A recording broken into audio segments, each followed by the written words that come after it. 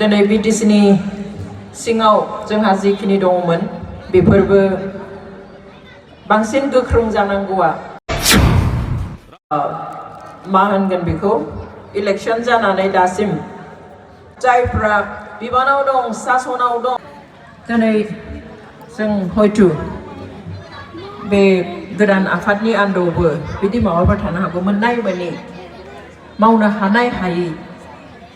इयुनखौ नुहुरनानै जे नैबे लामाजों थाङोब्ला जोंनि जा सिमां जा मिजिं जा इयुन बे हयतो रोखा जाहैनाय नङा गावनिल' होननानै थाहैनाय नङा बेनिखाय हयतो बेखौ उजिहोनो गोनां जादों जायखिजाया जों गोसोआव बेखौ लाखिनो नांगोन जेसेबांखि जोङो संगठन खालामा मानो जोङो हारिनि इयुननि फकासआ जोंहा क्लियार जानो नांगोन जों मानो दादों जोंनि मावनांगौआ मा जोंनि इडिअलजिया मा जोंनि ड्रिम जोंनि हपआ मा जोंनि एजेन्डा जोंनि एक्टिभिटिया मा जागोन that must be very clear आरो बेबादि क्लियार मोनसे कनसेप्टजों आवगायोब्ला खुनु संगठना आद्रायावनो थाद'नो गोनां जाया आरो बेयो मोनफुंनो हायो सम लायो नो डाउट बेनिखाय आं खावलायगोन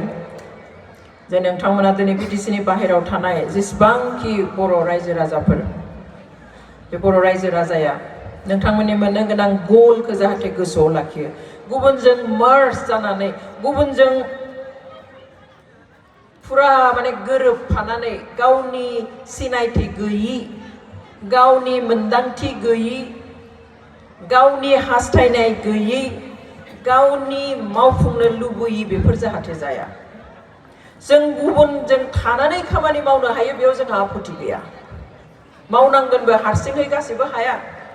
नाथाय गावनिखौ नागारनानै गुबुनजों गोरोबफानानै नङा गावनिखौ लाखिनानै गावनि आइडेन्टिटि गावनि थांखि गावनि सिमां गावनि मिजिं गावनि कनसेप्ट आइडिअलजि गासैखौबो क्लियारलि लाखिनानैबो जोङो गुबुनजों थानानै खामानि मावनो हायो अब्लासो जों गोख्रोङै थानो हागोन आरो जोंनि मोननांगौफोरखौ जोङो मोननो हागोन बेखायनो आं आसा खालामो इउबिपिएफआ बे जिथु खौसेथि बर' सुबुं गौथुम बे गौथुमाबो गावनि सिनायथि गावनि एक्टिभिटी गावनि आइडिअलजि गावनि सिमां आरो मिजिं बेखौहाय दोरोद होआलासिनो जाहाथे आवगायलांनो हायो आरो बिटिसिनि बाहेरायाव थानाय बर' रायजो राजानि नांगौफोरखौ सुफुंलांनो हायो आं बेखौ मिजिं खालामो गोदो जेब्ला BKWS जायाखैमोन अब्ला बयबो आफसुसमोन बिटिसिनि बाहेरनि बर'फ्रा नोंस्रा मालाय फिसाहैब्लाबो थिलेबलेब न' गंसे दङ माबा मोनसे मोनबाय रायजोथार नङाब्लाबो नोंसोर मालाय बिटिसि सिङाव थायो जोंहालाय मा दं जेबो गैया नाथाय बै समाव जों बेयाव थानानै जों मा फिल खालामोमोन आरो दिनै नोंथांमोना बे BKWS नि माबायावहाय सिङाव थानानै माबादि फिल खालामो हयतो नोंथांमोनाबो बे टेस्टखौ मोनबाय नङा होमबा दिनैथ' आरो स्पेशली अके माबाया 6 शेड्यूलनि सिङाव थानायखाय जोंहा मोनजोबनो हायाखैब्लाबो मोननांगौआ दङ किन्तु दिनै BKWS आ सेटेलाइट काउन्सिल हिसाबै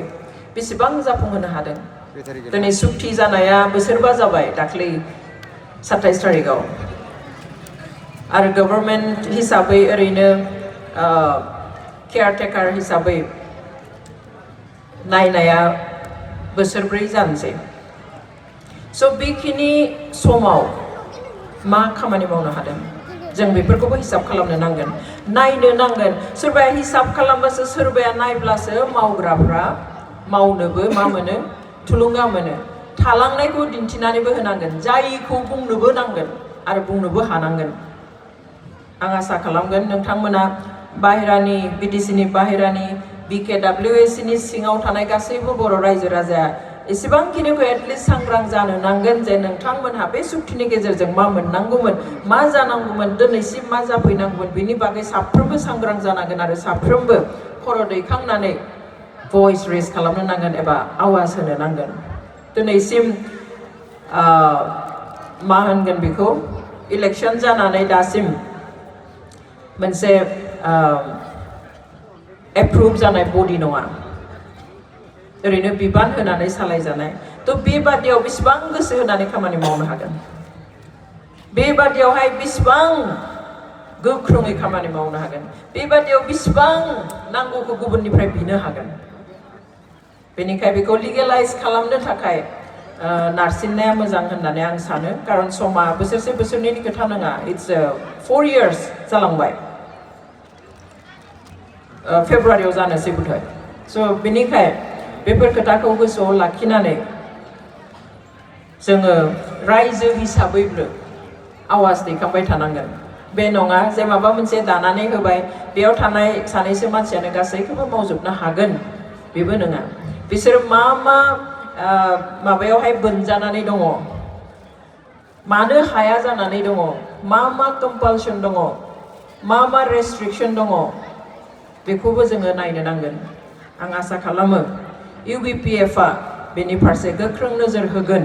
आरो बिटिसिनि बाहेरानि बर'फ्रा जि गांनाय उखैनायजों दङमोन इसिबां राजखान्थियारि समाजखान्थि रांखान्थि बेफोर बिथिङावहाय बेफोर गासैखौबो लासै लासैब्लाबो फोलोमनो हागोन होननानै आं आसा खालामो दिनै बिटिसिनि सिङाव जोंहा जिखिनि दङमोन बेफोरबो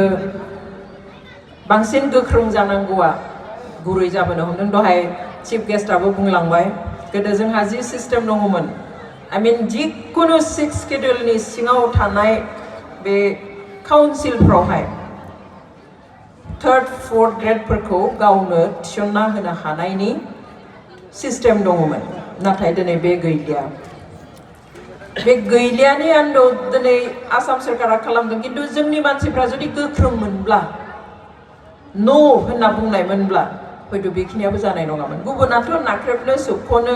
गादबनो नाजाखाबाय थागोन मोननायखौबो सिख'ना लाफिननो नाजागोन नाथाय बेयाव होबथानो हानाया बेफोरखौ स्टाडि खालामनानै गोख्रोङै खर' दैखांनानै आवाज होनानै नङा बेखौ मोना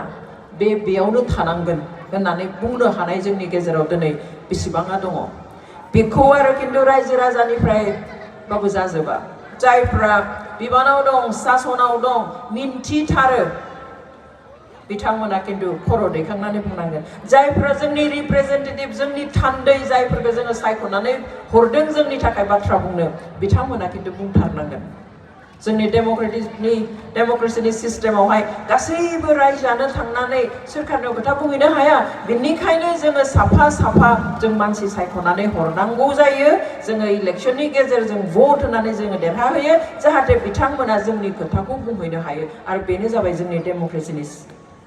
खान्थि दिनै बे खान्थियाव जोंनि दैदेनगिरिफ्रा जोंनि थान्दैफ्रा बेसेबां जाफुंनो हादों